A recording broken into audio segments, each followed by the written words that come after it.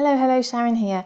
Now, as a small business owner, you probably use spreadsheets quite a bit, even if you don't like them, whether it's to keep a record of the content you're posting out on social media or a sheet showing your sales and expenses.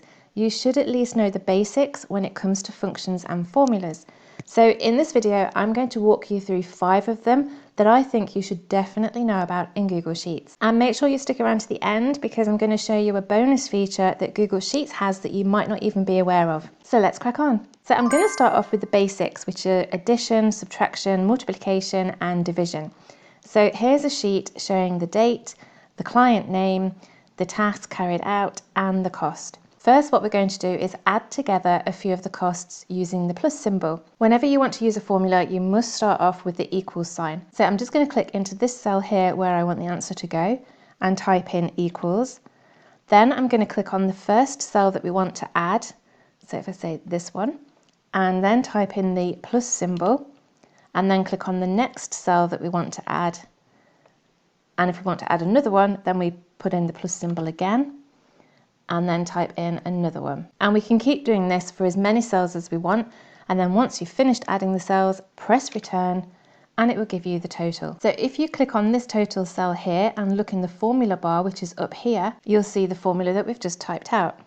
And if you click into the formula bar, you'll see that it highlights all the cells that are referenced in the formula. So you can see at a glance which cells are included. Now on to subtraction. So again, click in the cell where you want the answer to go, type in equals, then click on the first cell that you want to include. So if we do this one, then type the minus symbol and click on the next cell that you want to subtract, and click on the minus symbol again if you want to subtract another number, and then press return once you're finished. Again, if you click on the cell containing the formula, you'll see it typed out in the formula bar here. Click into here and you can see the cells are highlighted by this dashed border, the same as before. The next basic formula is multiplication. So we click into the cell where we want the answer to go and start off by typing the equals sign. Then click on the cell we want to multiply, followed by the asterisk symbol, which is the symbol for multiplication. Then click on another cell you want to multiply, or we can actually type in a number that we want.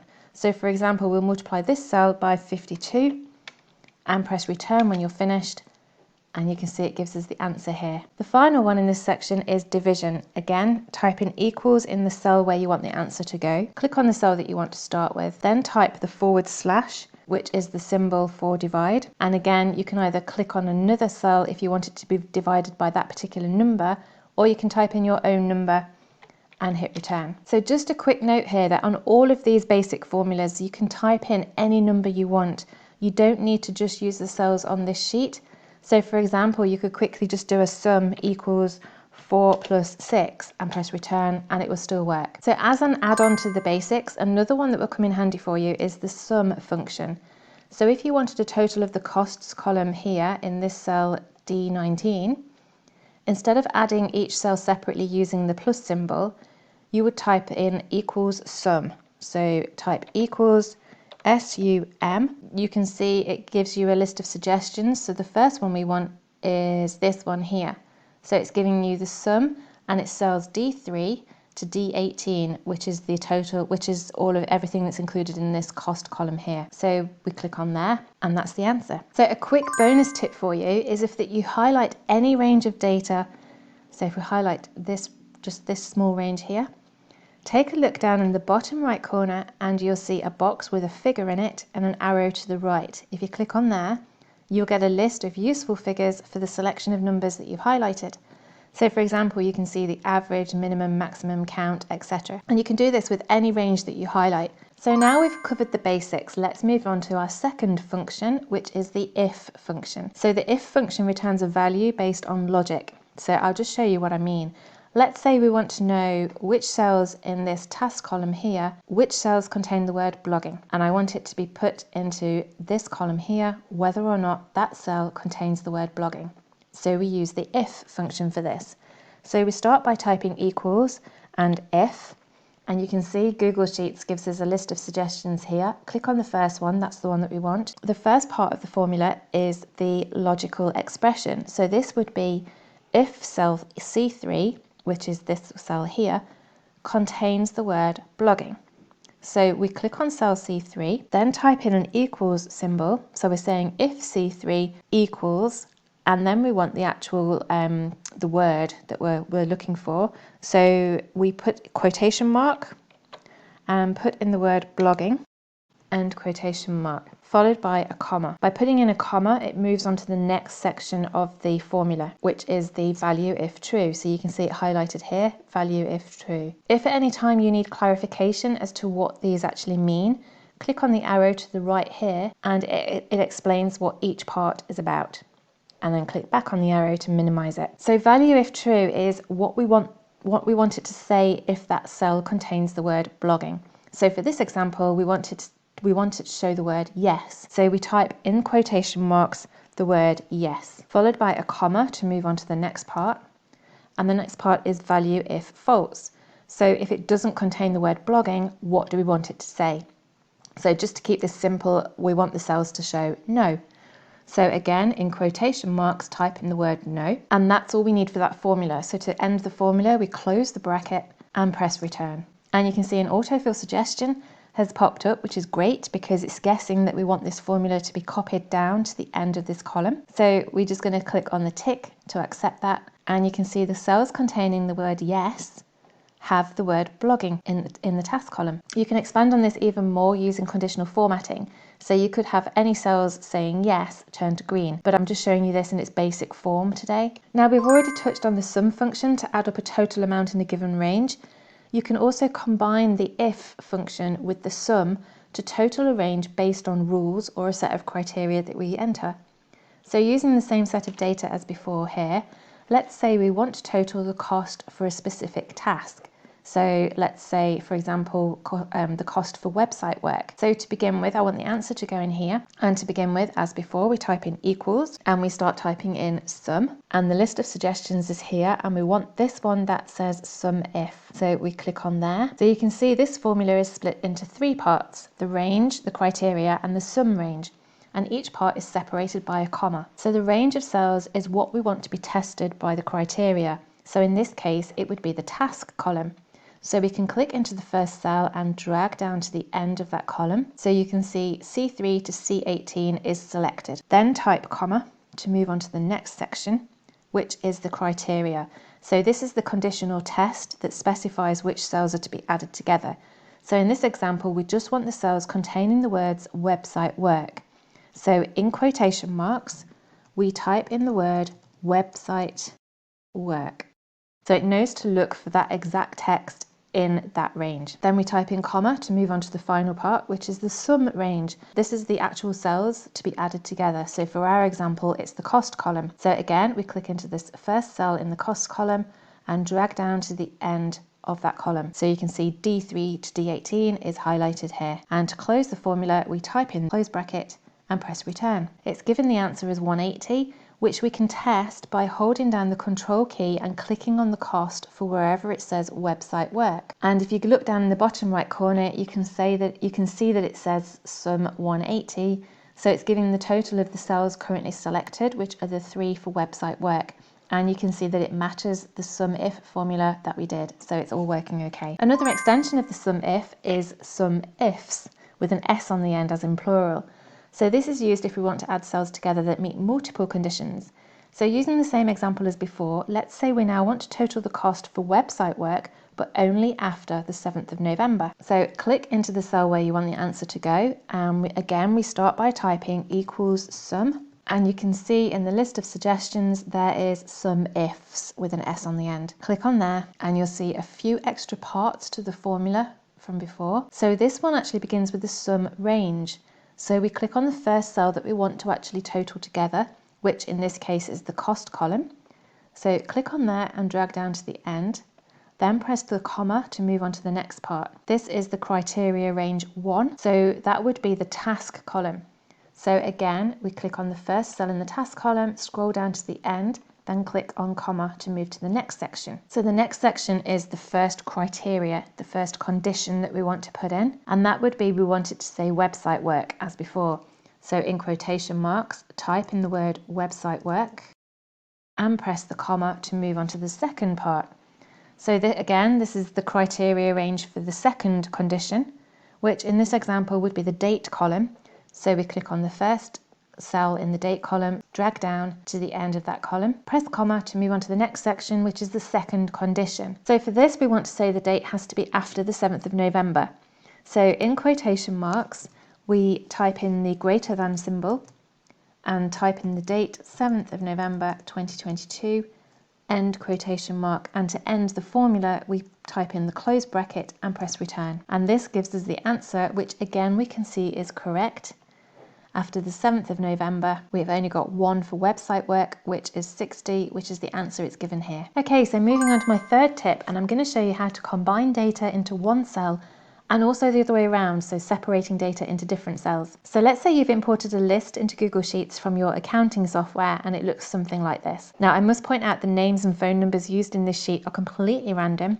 I got them from an online list generator, so they're not clients or anything, and if they do exist, then I don't know them at all. Now the first thing I want to show you is how to combine the cells containing the first name and last name into one cell.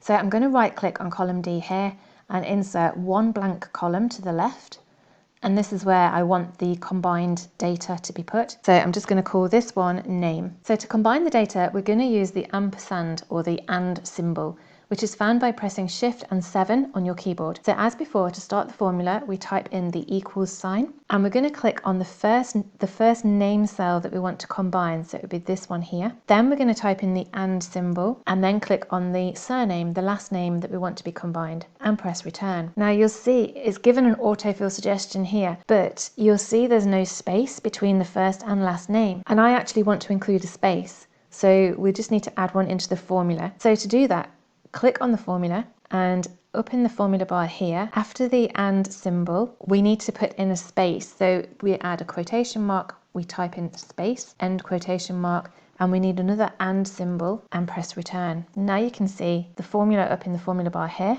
Click into there and it highlights the cells that are included in the formula. So we have the first name and a space and the last name. And then we want this copied down to the rest of them. So all you need to do is click on the cell, and then in the bottom right corner, double click. It will automatically copy the formula down to the bottom. So if you want to leave the formula in there as is, then that's fine.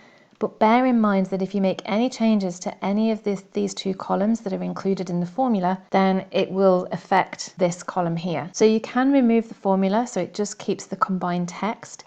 To do that, highlight the cells in the combined column, press Ctrl and C to copy, then press Ctrl Shift and V, and this will paste as values only. So now when you click in the cell in the formula bar here, you have the actual name rather than the formula. This means we can now delete these two columns if we wanted to. So I'll just show you another quick way of using it, and that's with the mobile numbers here. So I want to include the international dialing code for Ireland at the beginning of these numbers. So I'm going to add in another column next to it by right clicking on the column and insert one blank column left. And again, we start by typing in equals, and I want the phone number to start with +353, which is the code for Ireland.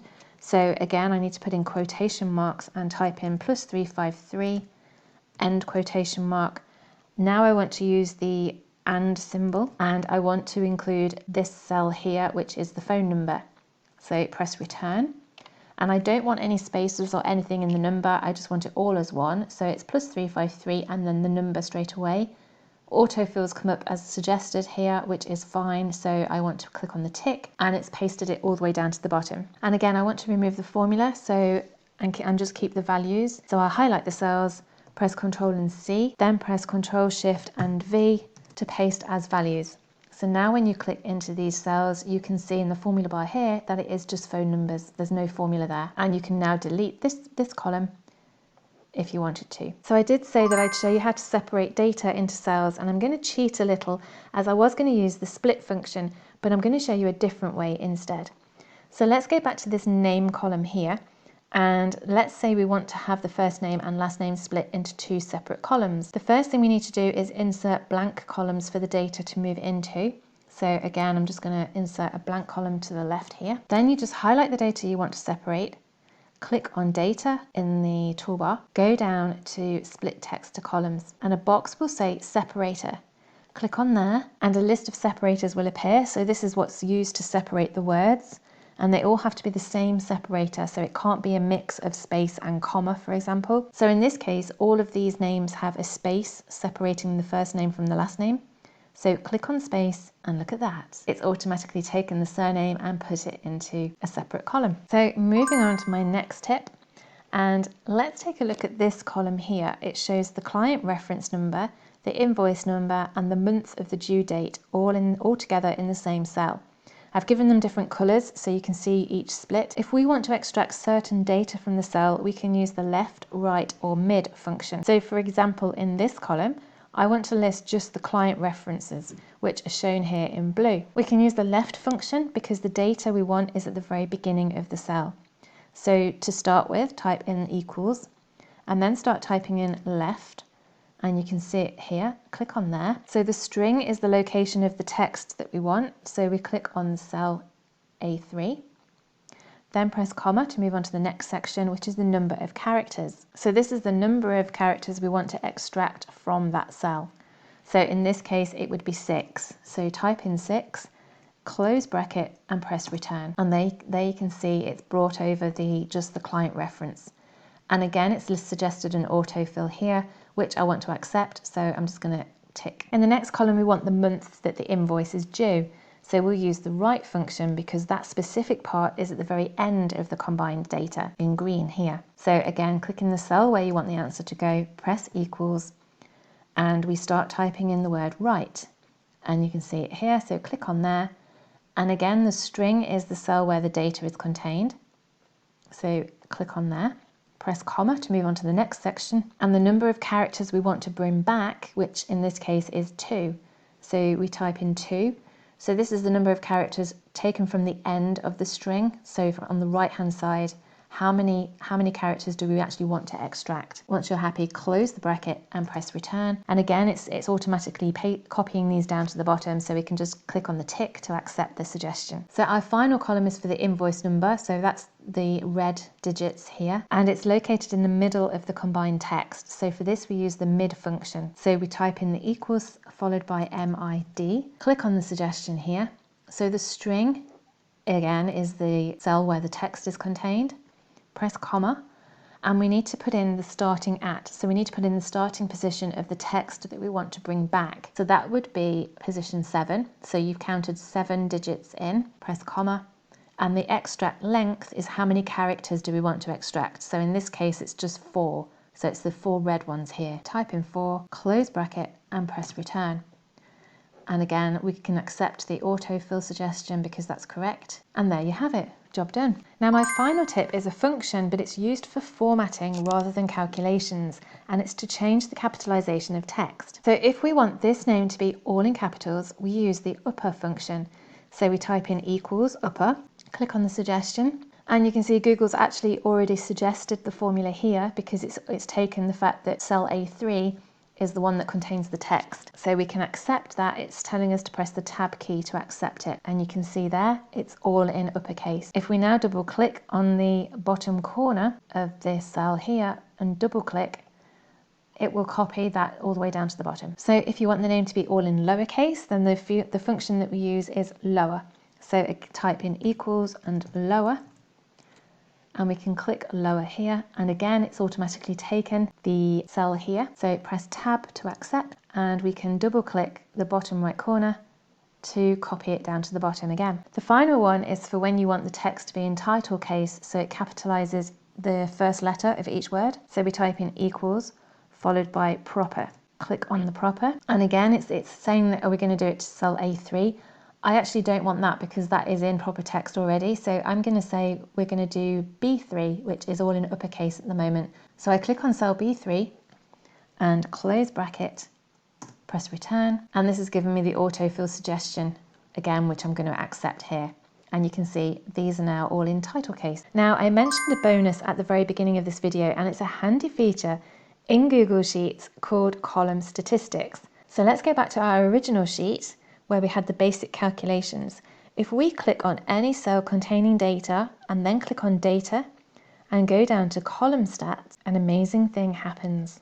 It opens up a pane on the right hand side containing a snapshot of data for the whole column that you're currently in. So we're currently in the client column here, and you can see it's telling you which column you're in here. It's giving you a count of the number of times a client is shown in that column. And every time you hover over anything, it's highlighting it over in the actual column itself. You can see that they're actually a darker green over on the left hand side. And this frequency here, you can sort it into the least and most, so ascending and descending order. It's giving you how many rows, how many empty cells, and unique values as well. To move to a different column, you can either just click on the column itself. So this one here, the cost column with values in, it's actually giving you a bit more information, as in the sum, average, minimum, maximum, etc. Or you can quickly just click on these arrows here to move to other columns in the data. And then to come out of it, just click on the cross in the top right corner here. So this is actually part 1 of 2 videos about functions and formulas.